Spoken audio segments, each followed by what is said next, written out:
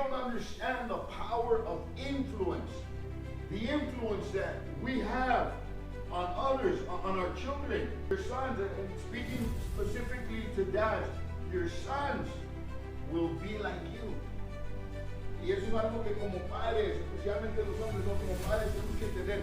Nuestros hijos van a hacer lo mismo que nosotros, van a ser como nosotros. Let me tell you something about your daughters.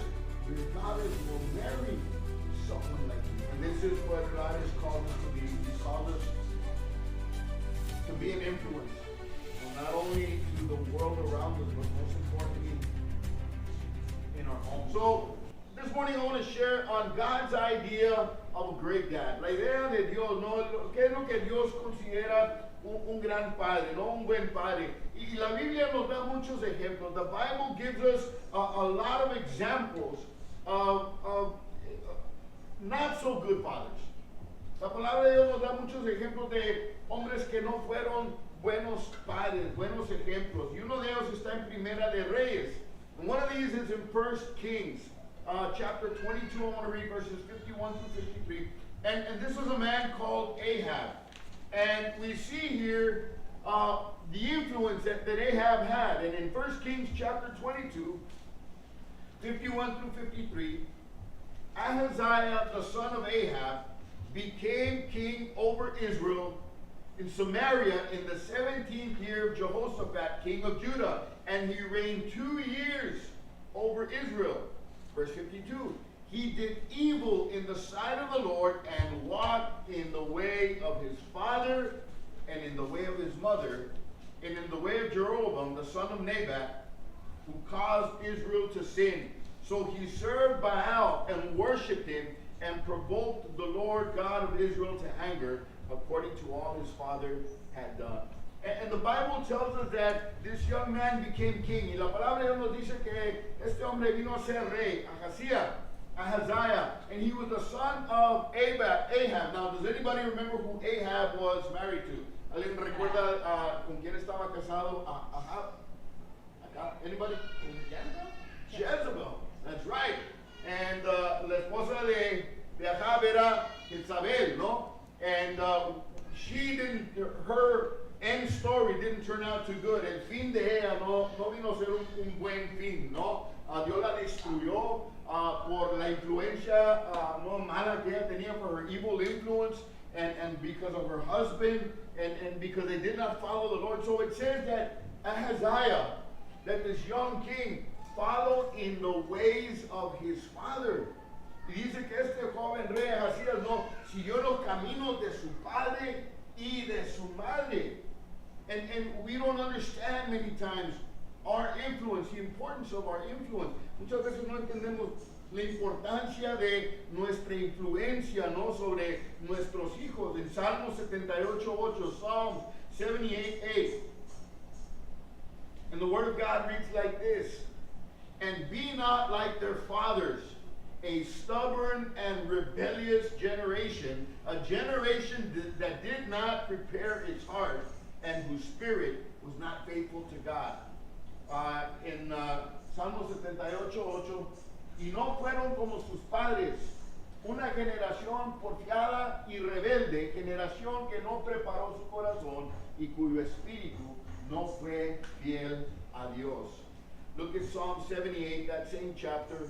Jump over to verse 56 and 57. Ahí mismo en 78, Salmo 78, vamos a leer el 56 y el 57. Yet, the word of God says, they tempted and rebelled against the Most High God and did not keep his testimonies, but they turned back and acted treacherously like their fathers. They turned aside like a treacherous bow. En español dice la palabra de Dios. Empero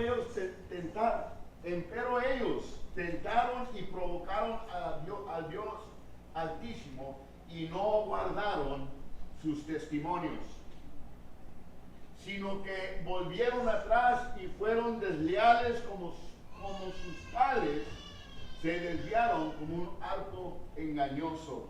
So these scriptures and these verses in the Bible, like many others, give proof that there were bad fathers in the Bible.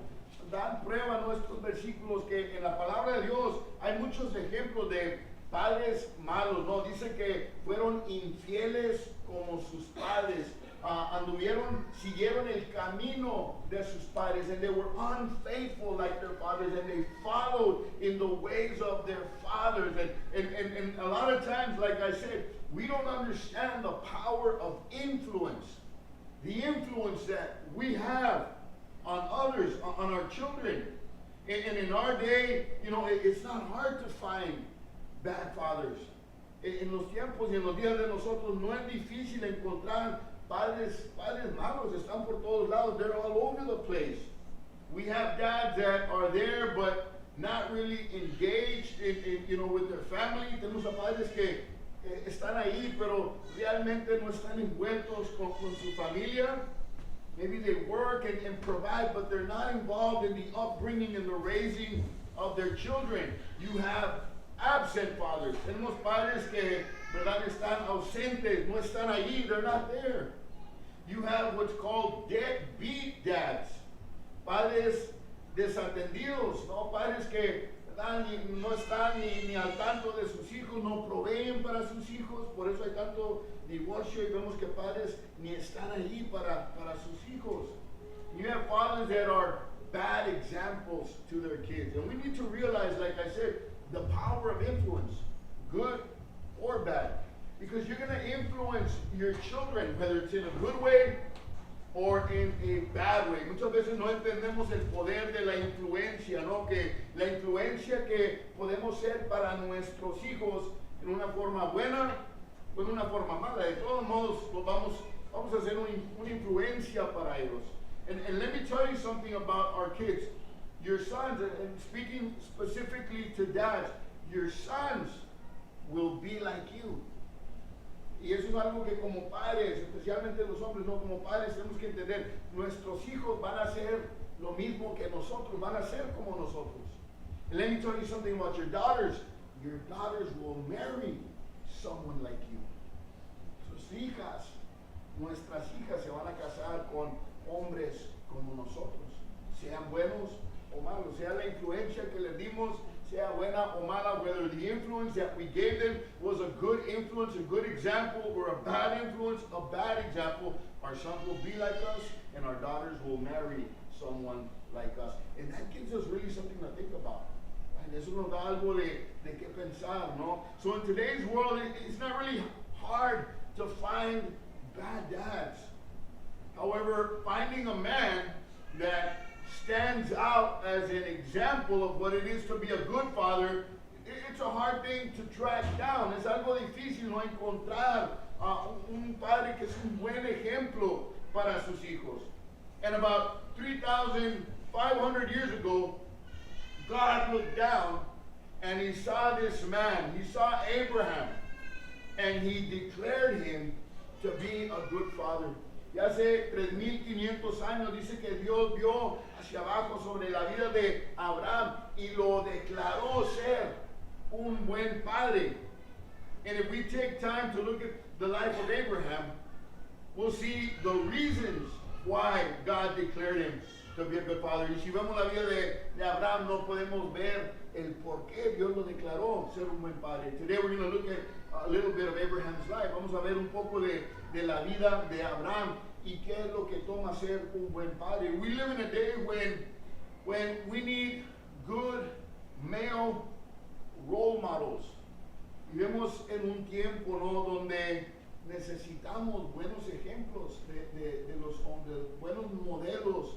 How do you say role model? Buenos ejemplos, ¿no?, de hombres. It's getting harder for boys and young men to find good Christian males who are, worth looking up to. It seems like men have forgotten what it means to be men. Hoy en día parece que se les ha olvidado a los hombres, ¿no? Especialmente a los jóvenes, qué es ser un hombre. And not only that, our society and our culture has kind of blurred the line between the roles of men and roles of women. La sociedad y la cultura ha, ¿verdad?, confundido el papel del hombre en la familia, en la cultura, en la sociedad.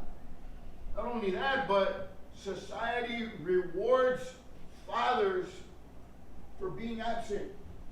La sociedad en la que vivimos, no, how do you say rewards? Galardona a los padres o a los hombres por ser ausentes en la familia.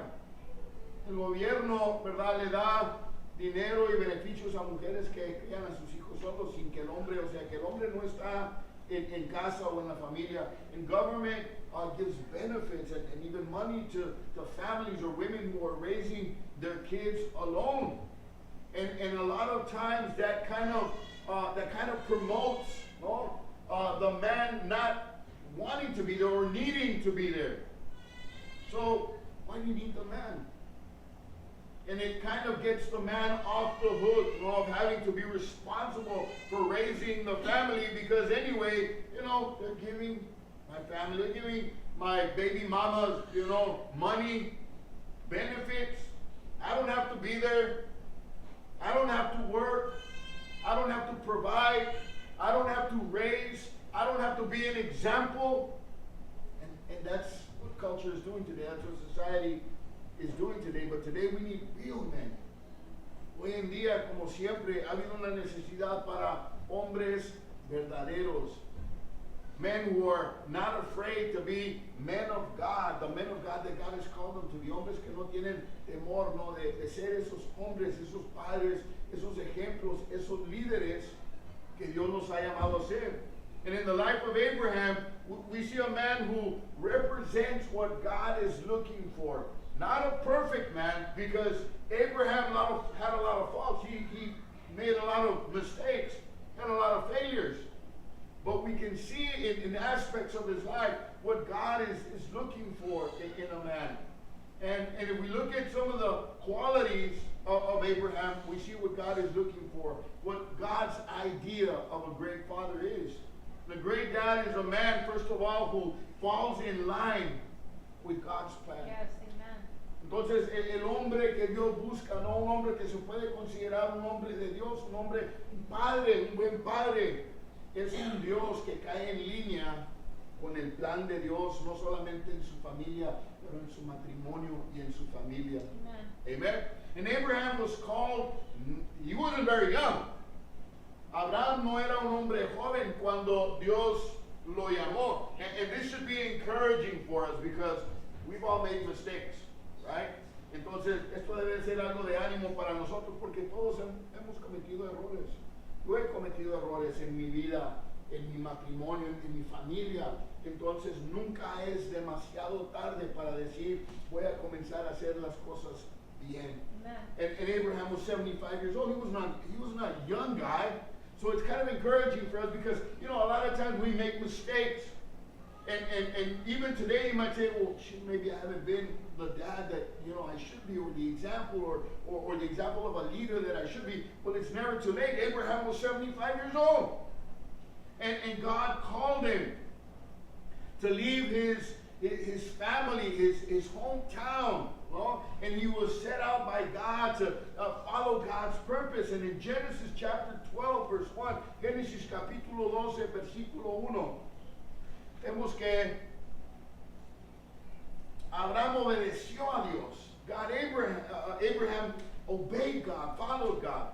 And the word of God reads like this: Now the Lord said to Abraham, go forth from your country and from your relatives and from your father's land to the land which I will show you. Amen. Who's got that in Spanish? Dice, y el Señor dijo a Abraham, vete de tu tierra, de entre tus parientes y de la casa de tu padre a la tierra que yo te mostraré. Amen. Now, Abraham was comfortable where he was at. Abraham estaba no cómodo donde él estaba en su propia tierra. Dice que estaba en la casa de su padre. He was in his homeland. He was in his father's house, right? His father was a businessman. El papá de Abraham era un negociante. So, me imagino que él estaba cómodo. He was comfortable. But God called him. God called him out of his comfort zone. Dios lo llamó fuera de su zona de confort, ¿no? Y le dijo, mira, ve al lugar donde yo te mostraré. He said, go to the place that I have shown you, that I will show you, that I will guide you. And Abraham was brave enough. Abraham fue lo suficiente, no, how do you say brave? Valiente, ¿no? Para seguir el plan de Dios en su vida. And in Genesis chapter 12, right there, look at verse 2. This was God's promise to him. And I will make you, what does it say there? A great nation. And I will bless you. And I will make your name great. And so you shall be a blessing. And you know, that's what God promises to us as well. When he commands us, no, when he gives us a command, he says, man, I'm gonna make something great of you. And I will bless you, and I will make your name great, and you shall be a blessing. Who of us doesn't want to be a blessing to his family? ¿Quién de nosotros no quiere ser una bendición para sus hijos? I don't know of anybody who consciously says, I wanna be a curse to my kids. Yo no conozco a nadie que, verdad, dice, yo quiero ser una maldición para mis hijos, yo quiero que les vaya mal a mis hijos, yo quiero ser un mal ejemplo a mis hijos, mis nietos, y que por generaciones detrás de mí, todos mis hijos y sus hijos sufran porque yo no obedecí a Dios.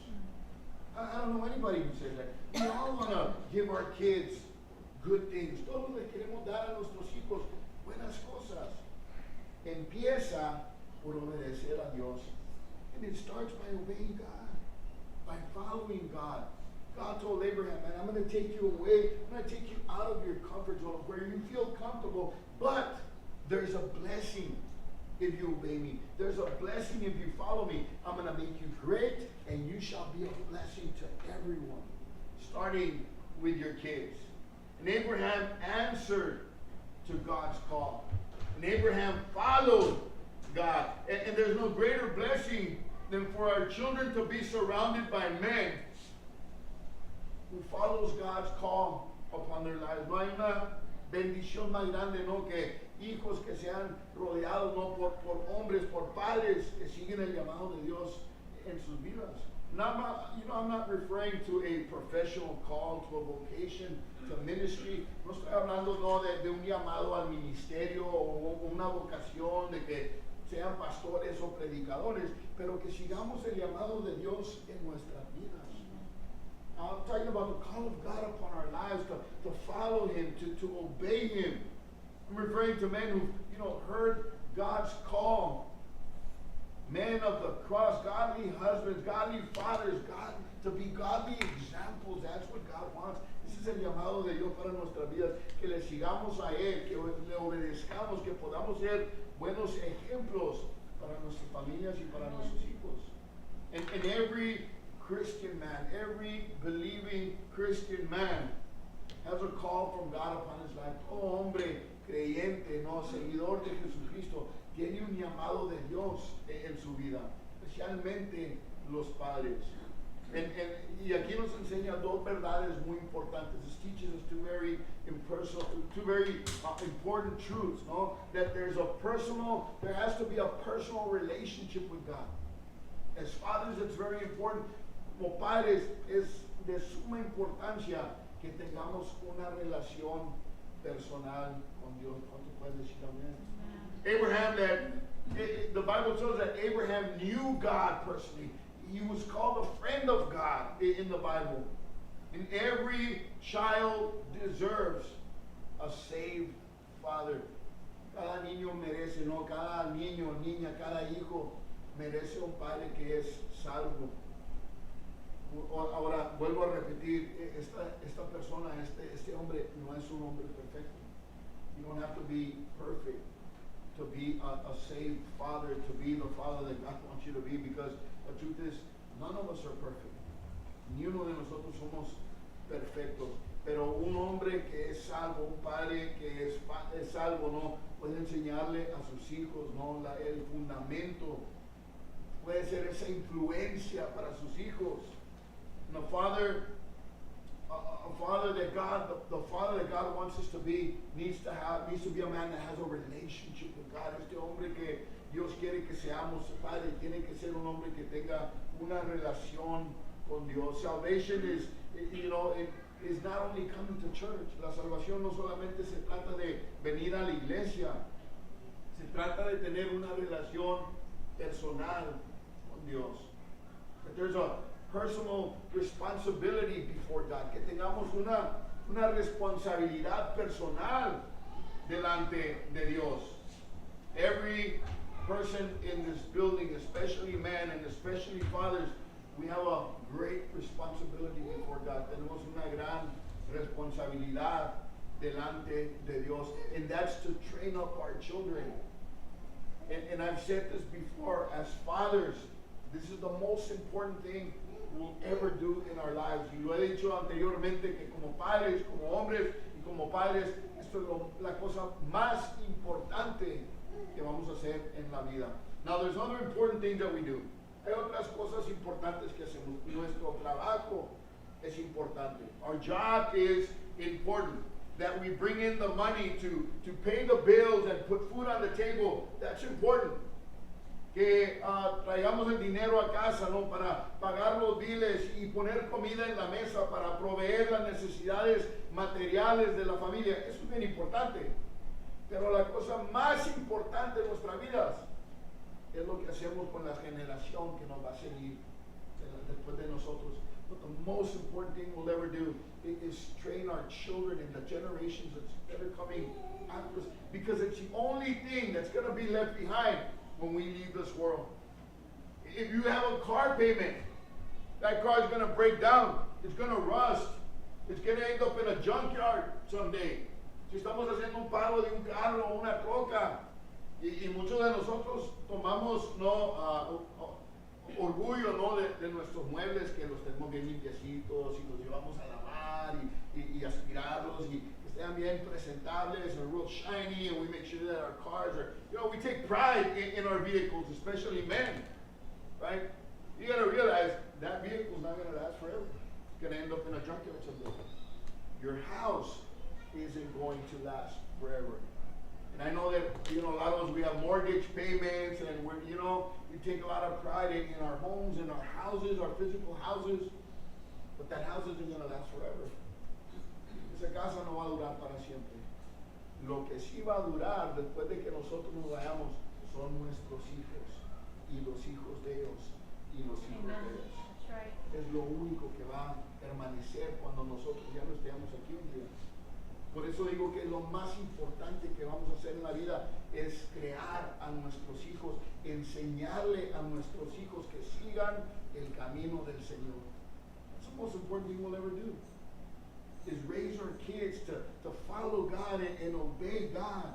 Because that's the only thing that's going to outlast us, our children and our grandchildren and their children and their children. And God says that if we're obedient to Him, that He will bless us to the third and fourth generation, to 1,000 generations after us.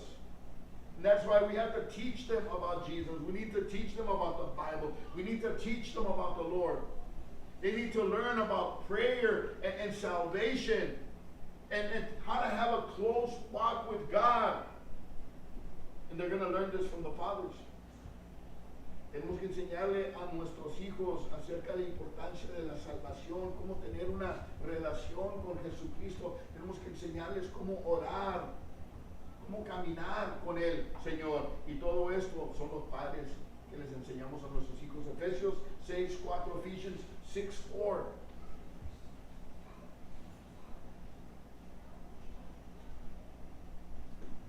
Want to read that, Noel, please?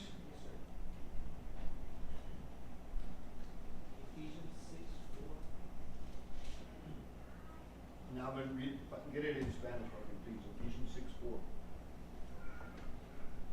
Talking to the fathers here, it says, "And you, fathers, do not provoke your children to anger or to wrath, but bring them up in the training and the abomination of the Lord." Amen. The abomination of the Lord. ¿Cómo dice en español?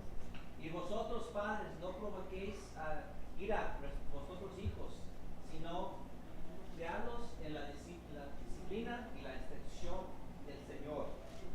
let me tell you what this verse says. The fathers, do not provoke your children to anger. No, en español dice, vosotros padres, no provoquéis a ira a vuestros hijos. Now, this is not what this is saying. It says, don't make your kids angry. You know, be super gentle with them, and you'll be super nice with them, and don't get after them, and pobrecitos, and don't make them angry. If you do that, you're going to raise a little monster. Yeah. I'm not kidding you. That's not what it's saying there. It's saying, you know, don't mistreat your kids. Lo que está diciendo ahí, no maltrates a tus hijos. No seas abusivo con tus hijos. Don't be abusive with your children. But it's not saying don't correct them. No está diciendo ahí que no los corrijamos. And it goes on to say, fathers, do not provoke your children to anger, but bring them up in the discipline and instruction of the Lord. No, en español dice, sino que criarlos en la disciplina e instrucción del Señor. Y hoy en día parece que, man, como los padres están criando a los hijos, man, son como guantes de seda. It's like with silk gloves, and we don't get after our kids, and we try to reason with them, y hablamos con ellos y tratamos de, verdad, comunicar con ellos, and that's good, that's fine. But the Bible teaches us that we have to discipline our kids. And when they do wrong, you need to correct them. Let me tell you why, because I figured this out a long time ago, because it happened in my life. My dad was there, but he was not an authoritarian. He was not the kind of father that corrected me. My mother, I found out that my mother was the authoritarian in the family. The only problem is she died when I was 5 years old. Right? Entonces mi padre no era el de la autoridad, más bien en la casa, ¿verdad? Era mi madre era la que corregía y no hagas eso, y, ¿verdad? El problema era que ella murió cuando yo tenía 5 años, right? So I didn't have that. My father wanted to try and, be there for me way after I started getting into problems. And by then it was too late. Entonces mi padre quería, ¿verdad?, tratar de hablar conmigo y corregirme y estar ahí, tratar de guiarme ya cuando era demasiado tarde. Pero tenemos que corregir a nuestros niños, disciplinar a nuestros hijos, ¿no? Guiarlos en la disciplina e instrucción del Señor. And we have to discipline our kids and correct our kids. And let me tell you, growing up, I had at least 2 of the 3 kids that I had were rambunctious, ¿no? ¿Qué quiere decir eso? They were climbing the walls. Dos de mis hijos, man, Silvia y Alex, estaban tremendos. Ethan ya nació calmadito. Él lo ponías a jugar. Sí, la gracia de Dios ya con el último por lo menos, ¿no? Lo ponías a jugar en el piso, con los carritos, y ahí se mantenía, ¿no? Alex andaba, when we would visit people in the church, Alex was like getting into the rooms and, opening the refrigerator, and getting into the trash cans. And Silvia, ahora la ves bien calmadita, bien proper y todo eso, de chiquita estaba tremenda, man. Yeah, jumping all over the place. Yeah, she was a little Katy, man. Me dice Silvia, was I like Katy? I said, yeah, I'm not tired. Yeah. She goes, no. I said, well, you don't remember, but your mom and I do, right? So we were constantly having to correct our kids and, and get after them and all of that. And sometimes, I would feel bad because it seemed like all the time I was on my son or my daughter. But there's a verse in the Bible that says that do not grow weary in well-doing. Yeah. No te canses de hacer qué? El bien. Do not grow weary in well-doing. In due season you shall reap if you do not grow tired. Dice, porque a su tiempo segarás si no te cansas. En otras palabras, hey, and you know what? At the time I felt bad because I was always having to correct Alex and Sylvia, but you know what? I see the benefit of that now. Ahora veo el beneficio de ellos. ¿Verdad? Veo el padre, el esposo y el padre que es Alex, y cómo es con su mujer y cómo es con su hijo. And then sometimes I'm like, wow, God, that's amazing. I still can't believe it sometimes. Right? I'm like,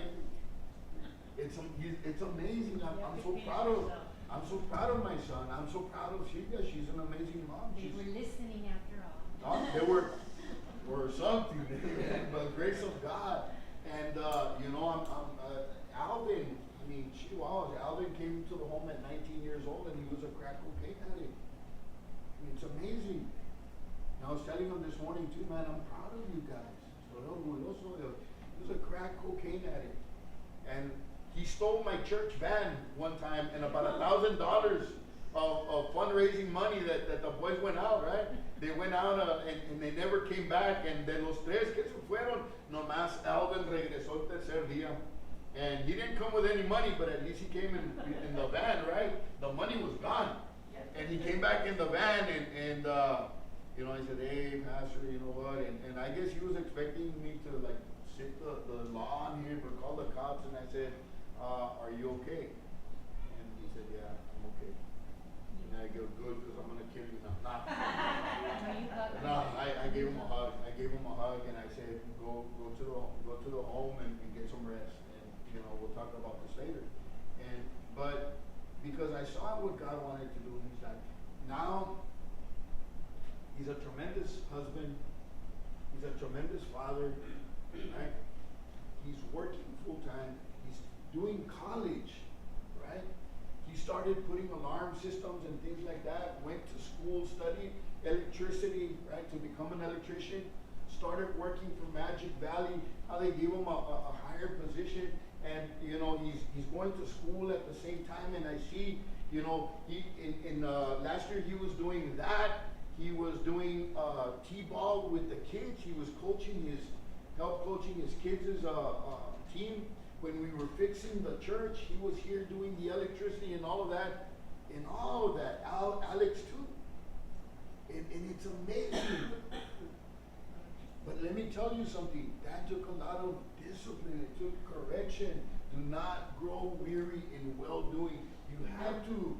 And sometimes it's uncomfortable to correct.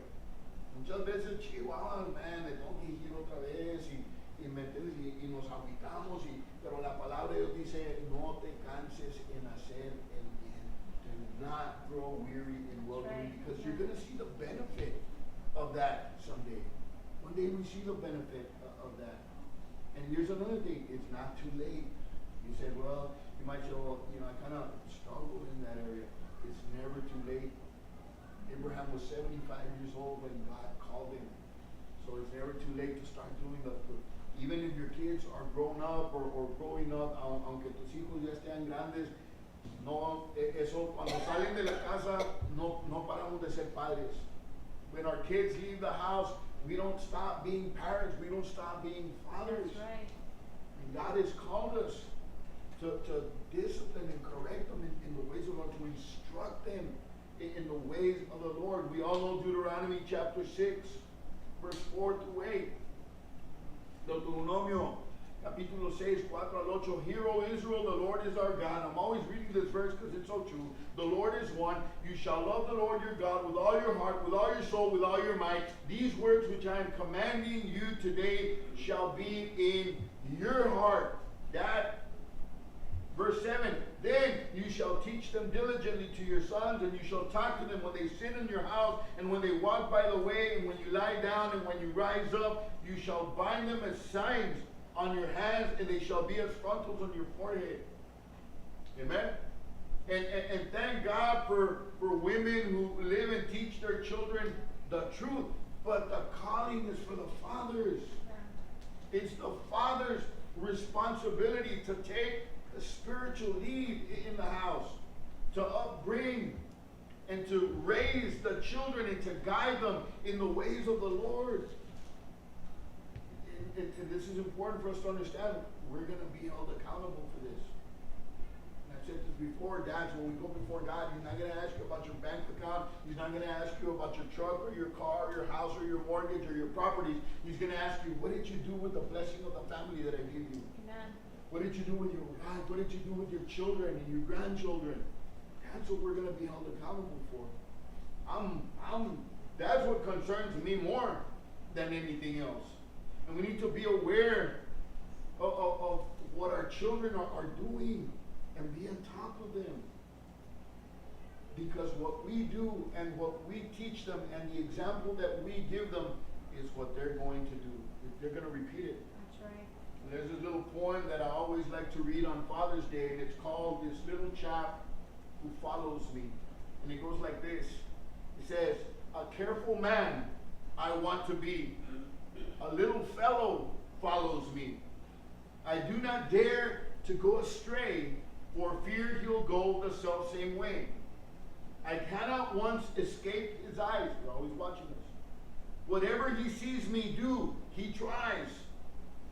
Like me, he says he's going to be this little chap who follows me. He thinks that I'm so very fine, believes in every word of mine. The base in me, he must not see. This little chap who follows me. I must remember as I go through summer sun and winter snow, I'm building for the years to be this little chap who follows me. And it's a dad talking about his little son following him, and everything that he sees the father do, the little son is going to do it as well. So dads, men, be leading your children, your families. They're looking straight at you, right? You remember that what they learn from you determines what they're going to live. It determines what they're going to believe about God, about Jesus, the Bible, the church, etc. It's all in the example that we give them. Are our steps leading our children in the right direction? Are we fulfilling God's plan in our lives? And this is important. Another thing about Abraham's life is a great dad passes along the blessings of God to his children. Abraham was a man who enjoyed the great and abundant and blessings of God in his life. Abraham era un hombre que disfrutó de la abundancia de las bendiciones de Dios en su vida. God blessed him in many different ways, including being the father of Israel, which the Messiah came through his family lineage. He blessed him with a land called Canaan, which became his and his descendants forever. It became the land of Israel. He blessed him with a son named Isaac, to whom Abraham passed along the blessing of the Lord. Lo hizo padre, ¿no? Y dice que Abraham pasó la bendición de Dios a su hijo. Genesis chapter 25, verse 5. Look at what the Bible says. Mira lo que dice la palabra de Dios.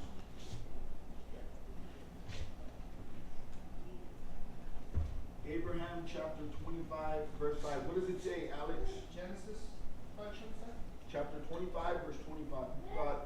Chapter 25, verse 5, I'm sorry.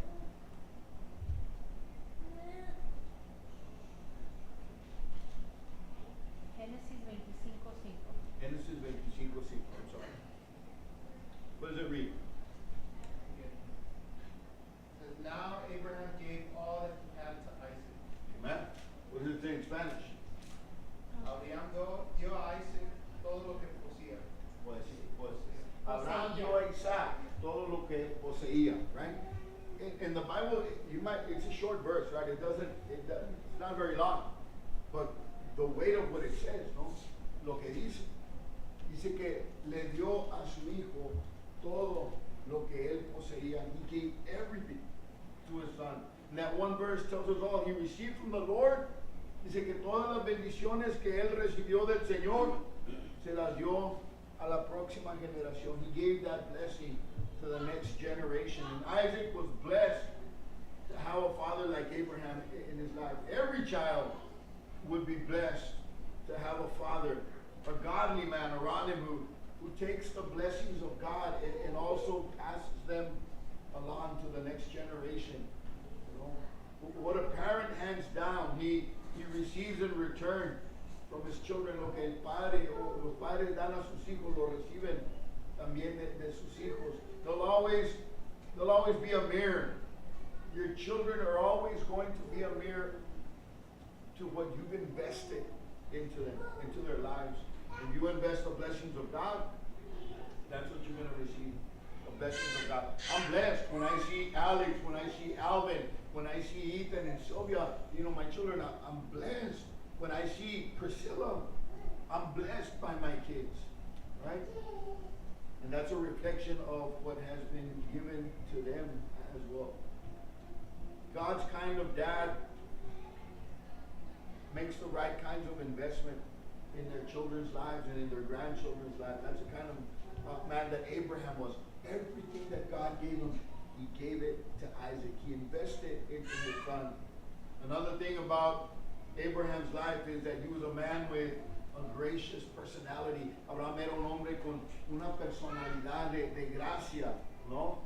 And there's an incident that occurred in Genesis chapter 13, un incidente, ¿no?, que ocurrió en el capítulo 13 de Génesis. Y era un problema entre Abraham y su sobrino, ¿no? And there was an incident where Abraham and his nephew Lot. Does anybody remember that?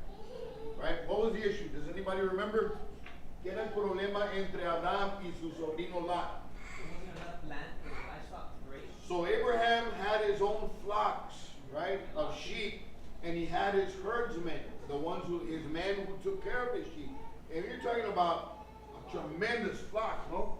Entonces Abraham tenía sus, ¿cómo se dice? Sus manadas de ovejas y tenía a sus trabajadores que las cuidaban.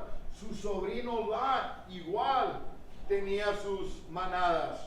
And his nephew Lot had his own herds and his own herdsmen. And there wasn't enough space, and they were fighting each other. Hey, your sheep are crossing over to mine, and hey, no, yours are crossing over here, and this is our land to graze. No, this is our land to graze, right? And Abraham acted with wisdom. He acted with graciousness. He was willing to allow Lot to take his choice of the land, ¿no? Y le dio a Lot, ¿no?, una opción, ¿no? Y dijo, mira, escoge a donde tú quieras ir, y donde tú escoges, yo me voy para el otro lado, para que no haya problemas entre nosotros.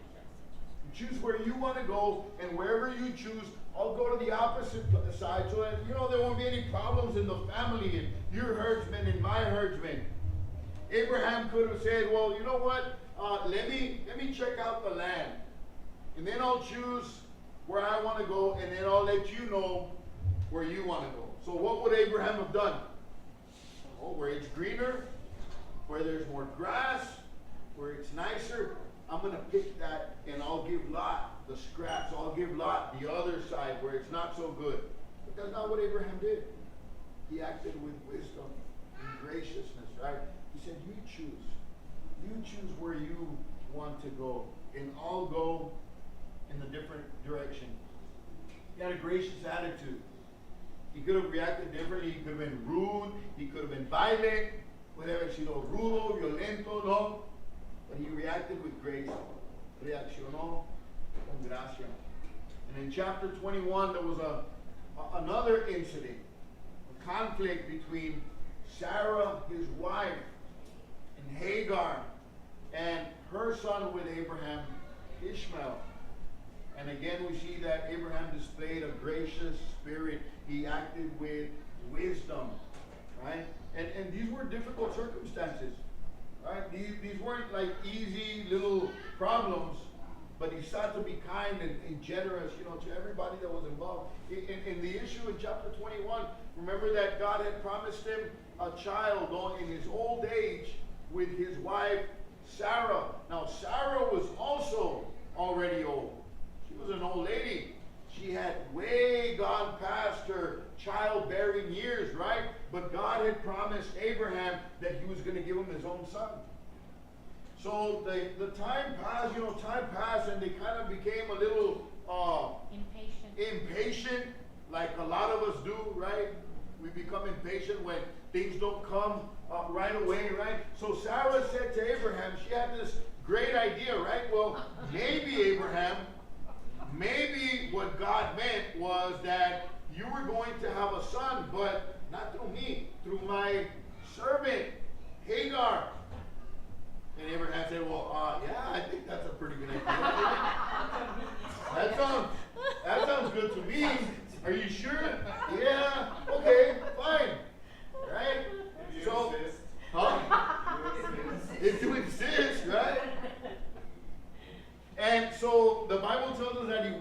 into Hagar, which means he had sex with Hagar, and they had a son, and his son with Hagar, the servant his name was Ishmael. He had a son, right? Ishmael. Right? The only thing is that later on, God fulfilled his promise, and Abraham had a son with his wife Sarah, and his name was who? Isaac, right? Promise son. So Isaac was the son of promise. Isaac era el hijo de la promesa. The only problem is that his firstborn was who? Ishmael. Ishmael. And in ancient times, the promise, the property, everything, the inheritance went to who? The firstborn. The firstborn. So there was problems now because he jumped the gun. Entonces hubo problema porque se adelantó, ¿no? And the Bible says that Sarah started having, this thing with Hagar, and Hagar was no longer a humble servant. Now she was the mother of Abraham's firstborn son. So había piquete, right? And again, Abraham dealt with wisdom, dealt with the situation with wisdom, and in grace, Genesis 21:14. Genesis 21:14. Somebody get ready to read that in Spanish, please. If you can do that, Alvin. Yeah. Genesis 21:14. So Abraham rose early in the morning and took bread and a skin of water and gave it to Hagar, putting it on her shoulder along with the child, and sent her away. And she departed and wandered into the wilderness of Beersheba. Okay? ¿Cómo dice? Se levantó pues Abraham muy de mañana, tomó pan y un odre de agua y los dio a Agar, poniéndoselos sobre el hombro, y le dio el muchacho y la despidió. Y ella se fue y anduvo errante por el desierto de Beerseba. Now, he didn't just send her away and the child. God told him that he was going to take care of him, right? Entonces, no nomás los envió al monte, no, sin nada, y verdad, a ver qué les pasaba. No, Dios ya le había dicho que iba a cuidar de ellos. Hizo de Ismael una gran nación, and he made out of Ishmael a great nation, right? Which is pretty much all the Islamic nation that we know today. And something that's interesting, el mismo piquete que había hace 3,500 años entre el hijo de la promesa y Ismael, todavía sigue hasta el día de hoy, ese mismo piquete, ¿no? Todas las naciones islámicas todavía están en pleito con Israel. Ahorita mismo lo estamos viendo en la guerra que se está desarrollando allá, ¿verdad? Pero en todas estas situaciones y circunstancias vemos que Abraham trató con mucha paciencia, mucha gracia, mucha sabiduría, right? In all these circumstances, with Lot and with Hagar, in all these circumstances, he dealt with wisdom and with grace.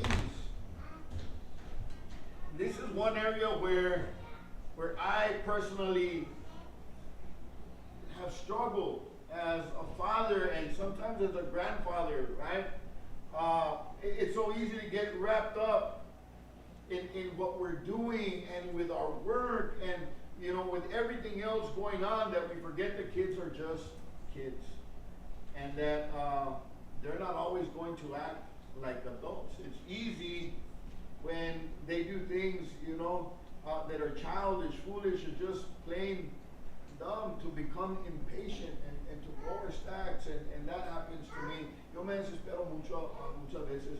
I don't know if it's because I'm getting older and, I'm just more impatient. I don't know, but this is an area where I'm asking God, give me grace. Now, that doesn't mean that we don't have to correct our children. We have to correct our children. Yes. We have to discipline them. But we have to do it with grace, with wisdom, with love. Amen? And my prayer is that, I learn to continue to be patient with my children, with my grandchildren, and also to give them room to be kids. I would like my children and my grandchildren to remember me as being kind and gracious and generous and loving. That's how I want to be remembered. And the last thing that we see about Abraham is that he was a man of great prayer. Era un hombre de adoración, de oración, perdón. We see this, that We see this in Abraham's life. Every time that he moved, he erected an altar to God. Cada vez que Abraham se movía de un lugar a otro, erigía un altar hacia el Señor, sacrificaba ahí al Señor y oraba, and he would sacrifice and he would pray to God. He prayed about a lot of things. He prayed about Sodom and Gomorrah, where his nephew Lot and his family ended up in. He also prayed about his children. He prayed about God's promise of a son. Le pidió a Dios, cuando Dios le prometió un hijo, él oró a Dios acerca de eso en Génesis capítulo 15. He prayed about the welfare of Ishmael. Le pidió a Dios acerca del bienestar de su hijo Ismael en Génesis 17. And there's no greater blessing than a child to know that his father is praying for him, Yes, that amen. his mother is praying for him, that their parents are praying for him. That's something that we always do. We always pray for our children. My dad got saved after I got saved. My dad was already in his 60s when he got saved. Mi papá ya tenía 60 y tantos años cuando él se salvó. Después de que él vio el milagro que Dios hizo en mi vida, en la vida de mi hermano Alfredo, in the life of my brother, when he saw the miracle that God did, he got saved. And every time we used to travel a lot in the ministry, we go a lot to San Antonio, we travel a lot, we went to a lot of other countries. And before I left, before I would go somewhere, my father would always tell me, come by before you leave. Y mi padre siempre me decía, antes de que te vayas, antes de que viajes, pasa por la casa. And every time, he didn't know how to pray and use a lot of words, but he would come by and he would put his hand on me and he would say, God bless you. Dios te bendiga, hijo. Antes de que viajaban. Whenever we would take the kids out on vacation or whatever, come by, I want to pray, I want to bless you. And we don't understand how important that is. The blessing of a parent. You don't have to say a bunch of long words or you don't know how to pray, very well, you're not very eloquent or very articulate in praying. God bless you. God bless you. And he would always say, when you get there, give me a call to make sure that you got there. Y cuando llegamos siempre me decía, cuando llegues, háblame. Some months after my father died, we took the kids to Florida in one of those trips, and we got there. And I was dialing my phone, and I was dialing my father's phone number, and Cindy said, what are you doing? I said, I was about to call Dad to tell him that we had gotten here safe and sound. And it was a few months after my father died. But I remember that about my dad. Come by, I want to pray for you. And now when the kids go different places, I do the same thing. I pray for them, I bless them, because our prayers for our children are important. And here's another little poem I want to read to you, and it's called a Father's Prayer. Amen? And it goes like this. Dear God, my little boy of thee has said his nightly prayers to thee. My little boy of 3 has said his nightly prayers to thee. Before his eyes were closed in sleep, he asked that thou his soul would keep. And I, still kneeling at his bed, my hand upon his tousled head, do ask with deep humility that thou, dear Lord, remember me. Make me kind, Lord, a worthy dad, that I may lead this little lad in pathways ever fair and bright, that thou I may keep his step aright. O God, his trust may never be destroyed or even marred in me. So for the simple things he prayed, with childish voice so unafraid, I, trembling, ask the same from thee, dear Lord, kind Lord, remember me. And this is the father's prayer. He was kneeling by his son's bedside when his son was praying, Lord, I pray you my soul to keep, and if I die before I wake, I pray the Lord my soul to take. And the dad was, and the little boy was praying this so innocently and so joyfully. And the dad was saying, this is my prayer. But I say it trembling and with the fear of the Lord. Lord, please remember me as a dad and as a father, that I can be Yes. a good example, that I can lead this child in a way that honors you and glorifies you. That I can be a good example, a good influence to my child. And this is what God has called us to be. He's called us to be an influence. Well, not only to the world around us, but most importantly, in our homes. When God called us to be, go with me, if you can, please, to Acts.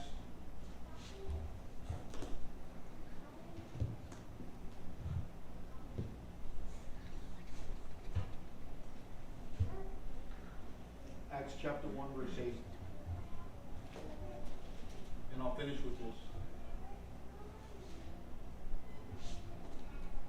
God has called us to be influences. God has called us to be examples to everyone, but especially in our homes. And Jesus said this to the disciples: you will receive power and the Holy Spirit has come upon you. And you will be my witnesses in Jerusalem, in Judea, in Samaria, and to the ends of the earth. Y dice la palabra de Dios, y recibiráis poder cuando el Espíritu Santo haya venido sobre vosotros, y me seráis testigos. You shall be my witnesses. Serán mis testigos en Jerusalén, en toda Samaria, Judea y Samaria, y hasta los confines de la tierra. And when he was telling the disciples, the Holy Spirit's going to come upon you, and you're going to go witness. You're going to go be my examples. You're going to go spread the gospel. You're going to go teach others to the uttermost parts of the world. But he didn't start there. He said, you're going to start at home. You're going to start in Jerusalem, and then in Judea, and then in Samaria, and then to the uttermost parts of the world. So we have to start at home. Tenemos que empezar en casa para ser buenos ejemplos. Recuerdo, escuchamos a mi papá decir este dicho, ¿no? Dice, candil de la calle y oscuridad en la casa. Right? Does anybody know what that means? Candil de la calle y oscuridad en la casa. That means that we shine everywhere else. We shine at work. We shine when we're with our friends and people that we know, y brillamos cuando estamos en el trabajo y con las personas que conocemos y con los amigos y con los compadres. No, esa cosa. Oh, mi compadre, qué bárbaro. Great guy. He's a great person. But at home, we're darkness. We're a light out in the streets, but at home we're darkness. Candil de la calle, luz en la calle, pero oscuridad en la casa. I remember this minister that I knew, tremendous preacher, tremendous orator, anointed preacher. And whenever people heard him preach, it's like, wow, amazing, and what a man of God, and what an anointed preacher and pastor, y tremendo hombre de Dios, y ungido para predicar la palabra de Dios. Y recuerdo que miraba a la esposa de él sentada atrás.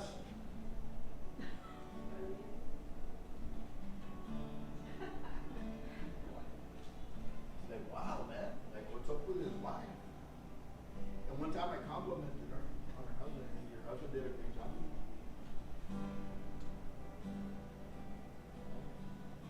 What's up with her? Because he was tremendous behind the pulpit. But at home,